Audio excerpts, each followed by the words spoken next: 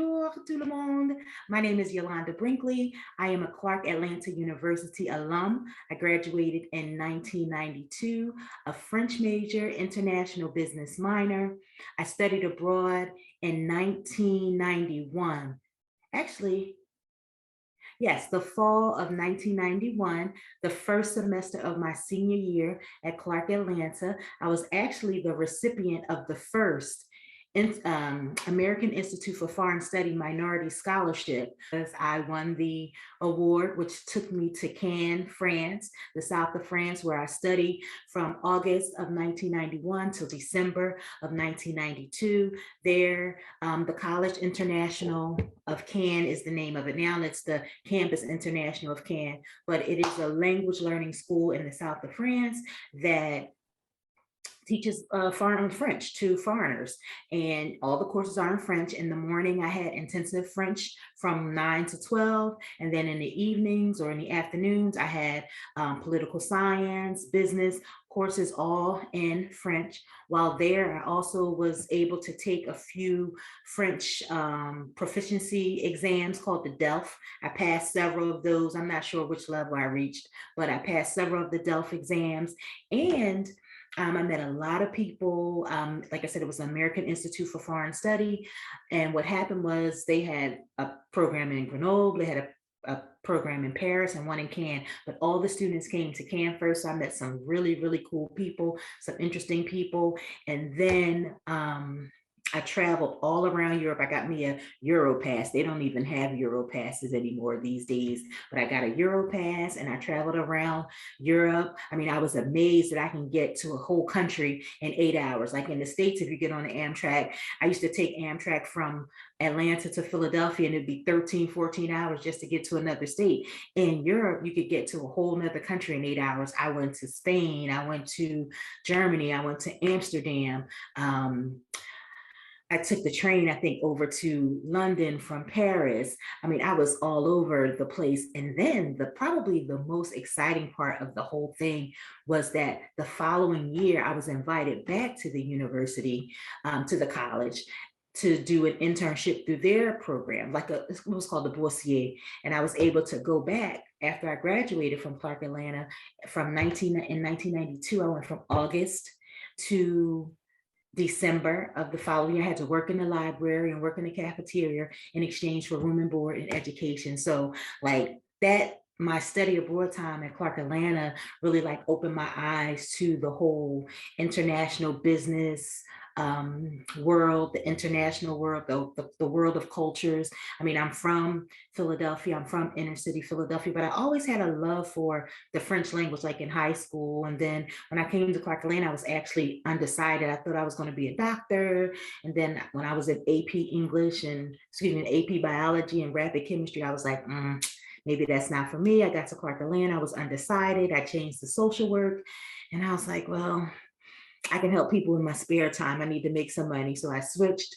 And then I changed to French the second semester of my sophomore year, which put me behind the 8 ball a little bit, but I was an 8th grade French teacher with Teach for America in the Baltimore City public school system, which I learned about while studying abroad in France. I learned about Teach for America because at that time, Teach for America was only recruiting people from the Ivy Leagues, and there were a lot of other students that came from other schools in the US in Cannes. So that's how I learned about Teach for America. And at that time, they were talking about how they were interested in diversity, but you're recruiting all the kids from the Ivy Leagues. But that's a whole nother story. I won't get into that. But that's how I learned about Teach for America while in Cannes.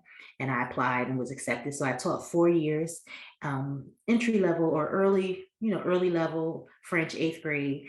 And now, and so I stopped teaching. I went to graduate school. I worked at Ford Motor Company for 10 years.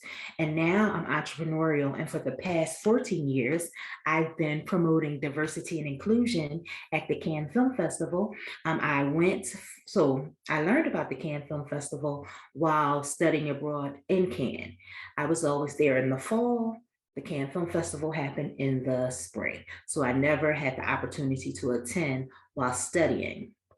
However, once I severed from Ford, I had some free time, I had extra money, and I decided that I would go to Cannes. I went.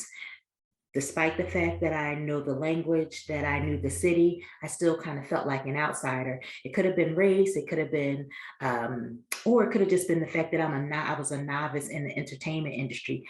Either way, however, I had a video camera and I rolled up on all the people who looked like me, like, "Hey, what are you doing here?" And nobody knew anything. And so I was like, I could either never return to the Cannes Film Festival or because it wasn't really a place for me. But instead, I decided that no, they're not going to tell me where I'm going to go. It's a beautiful city. The backdrop is wonderful. I mean, you can't get a scenario or a scenery or an atmosphere, an ambiance better than the south of France. So I was like, let me figure out what this is going to look like for me. And that was in 2009. And then in 2010, Diversity in Cannes was born. And what I do there is I promote inclusion at the Cannes Film Festival. I'm not an official part of the Cannes Film Festival. I just set up shop right next to them. They happen and I happen at the same time. Yes, I'm right there. I have access to the festival just because of my profession. Like I do PR and events and so I decided that I would promote diversity and inclusion. And when I'm speaking of diversity, I'm not just speaking of race. I'm full inclusive diversity. So I promote stories in underrepresented filmmakers that are telling stories specific to marginalized populations, and that's including the LGBT community, the physically disabled or the disabled, sexual orientation, diversity of class, diversity of thoughts, sexism, racism, anything that tells a story from a marginalized group. So that's what I do. I've been doing it for the past 14 years. The festival still refuses to recognize me, but that's okay because I don't need them to do what I'm doing. So there it is. Diversity in Cannes, full service program. It now includes 2 short film showcases, 2 blocks of a short film showcase, an awards reception, and like a panel discussion. And this past year, I did a celebration of Black women in film because in the festival's 75-year history, they've only had 1 Black woman female director in competition at the festival. So I thought it was time that I celebrated Black women in film. And we had a full day of celebration, which was awesome. And then I'm actually in California now because I've been invited to the University of California at Santa Barbara for a curated film series about diversity in Cannes. So we'll screen 4 films that were screened at some point during the Diversity in Cannes short film showcase, including the film The Invitation, which is the celebration of 75 years of the Lynx Incorporated, directed by Wendy Ellie Jackson, who was also a professor at the university, as well as executive produced by Cheryl Palut Williamson, and then 3 other short films from around the globe. So it's a celebration of Black women filmmakers from across the diaspora. We'll have 4 short films screened, as well as a conversation. They're going to have me there, as well as Wendy, and we're going to have a conversation about diversity in Cannes, about the initiative, and about the bigger issue, the diversification of the global film industry.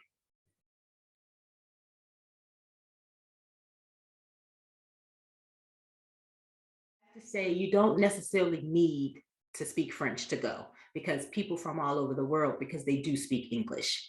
But it helps. It helps me sometimes because sometimes the vendors that I use, they don't speak English and my French is a little rusty now, but between the 2 of us and the 2 languages, we're able to come to a consensus on the things that I need. So the language is very important just in general. Like I can have a conversation, I can approach people to talk about things that I need to talk about with respect to diversity in Cannes. If there are filmmakers who submit their work to Diversity in Cannes who only speak French, I'm able to assist them and we're able to communicate. So while it's not needed at the Cannes Film Festival, it helps that I can speak French and that I do know the language. I mean, now I'm getting folks who want me to tutor their young kids in French. So I think it's very useful. It's a tool that I think you need. It gives you like a leg up in the world. It helps you to kind of distinguish or differentiate yourself from others. It's your competitive advantage. So if you are thinking about a language, you should take the language, and depending on which field you're going to, it's always good. I mean, if you're going into social services, most of the time Spanish is the language, or Mandarin language. If you're going into business, French is, the second business language. At least the last time I knew it was, because they speak French, and on several continents. So North America, Africa, Europe, some parts of Asia. I don't know how widely it's used, but it's a powerful language, and is used on quite a few of the continents. So it's definitely worthy of consideration. So if you are a major, if you are a business major, if you are like I said, mainly business, but you're a social scientist, a language is very important. If you're in the Miami area, Spanish is good, but then there's also a lot of Haitians there, so French is good. So depending on where you land, your language, I would definitely think your language selection is important.